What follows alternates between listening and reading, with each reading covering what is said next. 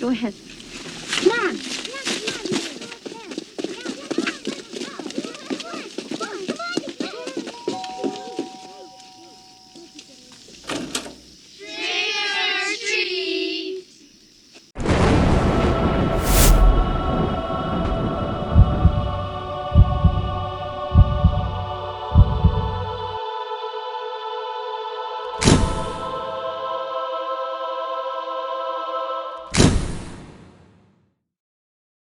Halloween's origins can be traced back to the ancient Celtic festival of Samhain, which was celebrated on November 1st. The Celts, who lived in what is now Ireland, the UK, and northern France, marked this day as the end of summer and the harvest, and the beginning of the dark, cold winter. This time of year was often associated with human death. On the night of October 31st, they believed that the boundary between the worlds of the living and the dead became blurred, and the ghosts of the dead returned to Earth. To commemorate the event, Druids built huge sacred bonfires, where people gathered to burn crops and animals as sacrifices to the Celtic deities. During the celebration, the Celts wore costumes, typically consisting of animal heads and skins, to ward off roaming spirits. When the Roman Empire conquered most of the Celtic territory by 43 AD, two festivals of Roman origin were combined with the traditional Celtic celebration of Samhain. The first was Feralia, a day in late October when the Romans traditionally commemorated the passing of the dead. The second was a day to honor Pomona, the Roman goddess of fruit and trees. The symbol of Pomona is the apple, which likely explains the tradition of bobbing for apples that is practiced today on Halloween. By the 9th century, the influence of Christianity had spread into Celtic lands, where it gradually blended with and supplanted older Celtic rites. In 1000 AD, the Church made November 2nd All Souls' Day, a day to honor the dead. It's widely believed that the Church was attempting to replace the Celtic Festival of the Dead with a related Church-sanctioned holiday. All Souls' Day was celebrated similarly to Samhain, with big bonfires, parades, and dressing up in costumes as saints, angels, and devils. The All Saints' Day celebration was also called All Hallows' Eve, meaning All Saints' Day, and the night before it, the traditional night of Samhain in the Celtic religion, began to be called All Hallows' Eve and, eventually, Halloween. The tradition spread to America with the influx of European immigrants, particularly the massive numbers of Irish fleeing the Irish potato famine of 1846. Borrowing from Irish and English traditions, Americans began to dress up in costumes and go house to house asking for food or money, a practice that eventually became today's trick-or-treat tradition.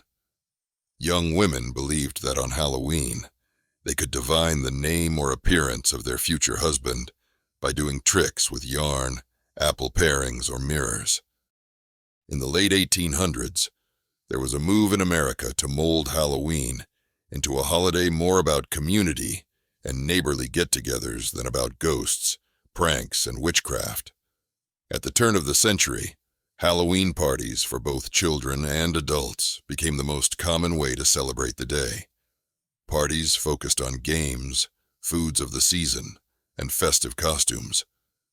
Parents were encouraged by newspapers and community leaders to take anything frightening or grotesque out of Halloween celebrations.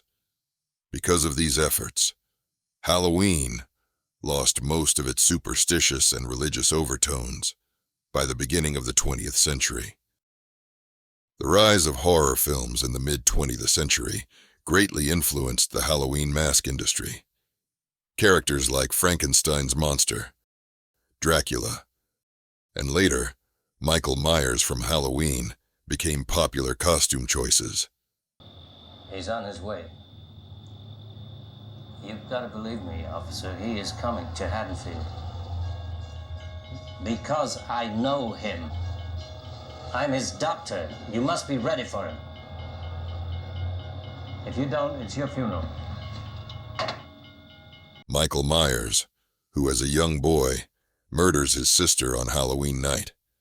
15 years later, he escapes from a mental institution and returns to his hometown of Haddonfield, Illinois, to continue his killing spree. Laurie Strode, played by Jamie Lee Curtis, becomes his primary target.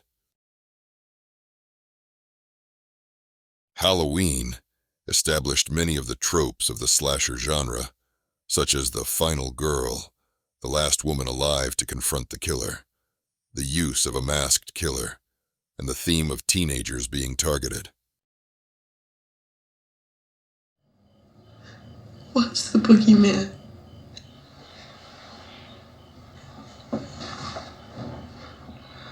As a matter of fact, it was. The success of Halloween led to a boom in slasher films in the late 1970s and 1980s, including franchises like Friday the 13th and A Nightmare on Elm Street. Please, God. This is God.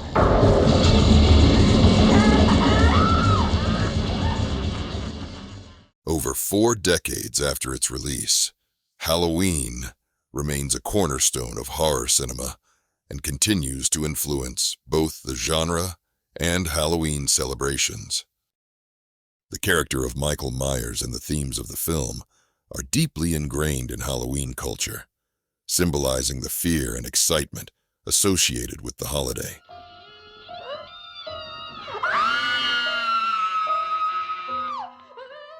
Jamie Lee Curtis's portrayal of Laurie Strode established her as a scream queen. Scream queens are actresses who have become iconic in the horror genre, often for their roles in slasher films or other horror movies.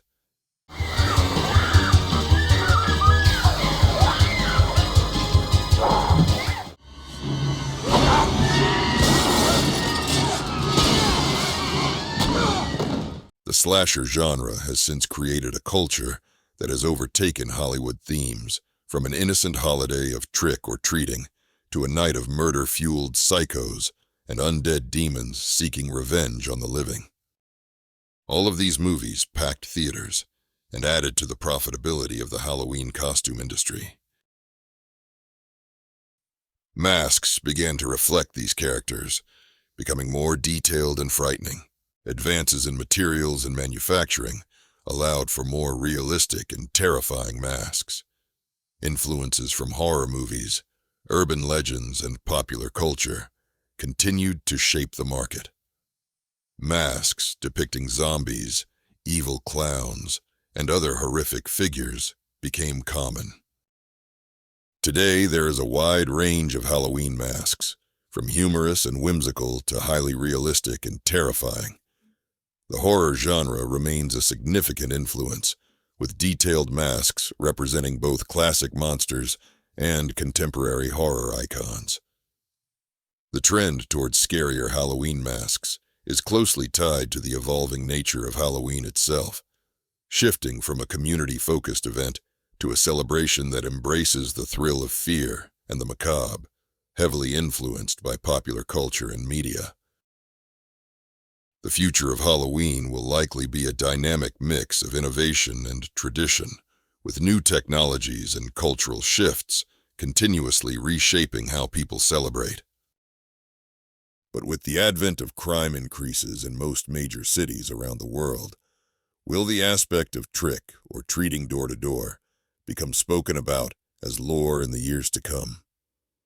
Can society recorrect itself enough to keep this tradition alive? Only time will tell.